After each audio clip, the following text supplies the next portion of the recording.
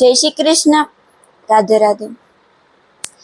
યુદ્ધમાં કરણજી ને અર્જુનજી સામ સામે આવ્યા, એટલે કરણજી બાણ છોડે એટલે અર્જુનજીને ઓલામાં લાગે એટલે રથ 1 ઇંચ પાછળ જાય, એટલે કૃષ્ણ ભગવાન એની તારીફ કરે, વાહ વાહ વાહ વાહ, તાળી વગાડીને। એટલે અર્જુનજી જ્યારે મારે ત્યારે એનું રથ 10 હાથ જેટલું આમ પાછળ જાય। કેટલી ઘડી એમ ન જાયલું। હવે અર્જુનજી કે મારું 10 હાથ પાછળ જાય રથ તોય તમે મારી તારીફ નથી કરતા, મારી બઢાઈ નથી કરતા, અને એનું ખાલી 1 ઇંચ જાય તોય એની વાહવાહી કરો, તમે તાળીઓ પાડો। તો કૃષ્ણ ભગવાન કે જ્યારે સમય આવશે ને ત્યારે હું તને સમજાવીશ। તો કે હા, કઈ વાંધો નહીં। પછી યુદ્ધ સમાપ્ત થઈ ગયું, વિરામ થઈ ગયું।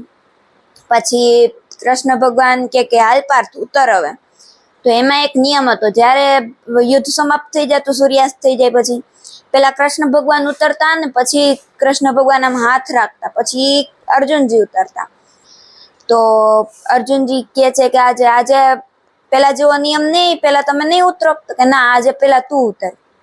પછી અર્જુનજી ઉતર્યા અને પછી વાહે કૃષ્ણ ભગવાન ઉતર્યા। જેમ કૃષ્ણ ભગવાન ને અર્જુનજી ઉતર્યા એટલે રથ વિસ્ફોટ થઈ ગયો, આખું ફાટી ગયું। કેમ બોમ્બ બ્લાસ્ટ થાય ને એમ બધે ધુમાકો થાય એમ રથમાં એવું જ થયું।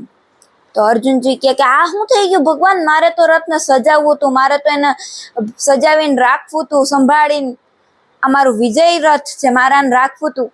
તો કે આને તું કેમ રાખી શકે? આ તો થવાનું જ હતું, કેમ કે એવા મહારથીઓનું કેન્દ્ર બિંદુ ખાલી તું જ હતો। આ રથ યુદ્ધમાં એટલું કેન્દ્ર બિંદુ પર કે કોઈ પણ આ રથને આમ આગુ પાછું નહોતા થવા દેવા એમ। તો અર્જુનને જ મારવો છે, અર્જુન મરી જશે પછી યુદ્ધ આપોઆપ સમાપ્ત થઈ જવાનું હતું, એવા માટે તને કેન્દ્ર બિંદુ રાખ્યો હતો।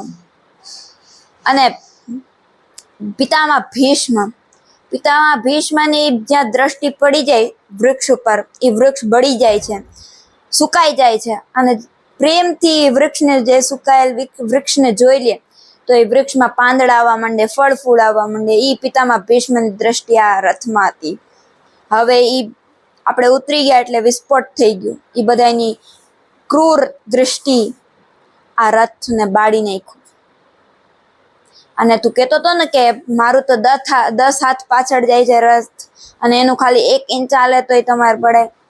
ત્રણેય લોકનો માલિક અહીંયા બેઠો છે, ધજા ઉપર હનુમાન બાપા બેઠા છે, છતાંય 1 ઇંચ હલાવી શક્યો, એ કેવડી મોટી વાત છે અર્જુન, વિચાર તો કર। અને જો અમે બે તારા હારે ના હોત ને તો એક બાણમાં તું આ બ્રહ્માંડની બહાર જતો રહેત, એટલી શક્તિ હતી એ બાણમાં કર્ણના। એના માટે અભિમાન ન કર અને મારું ચિંતન કર, ભગવાનનું ચિંતન કર, પરમાત્મામાં રમી જા। જય શ્રી કૃષ્ણ, રાધે રાધે।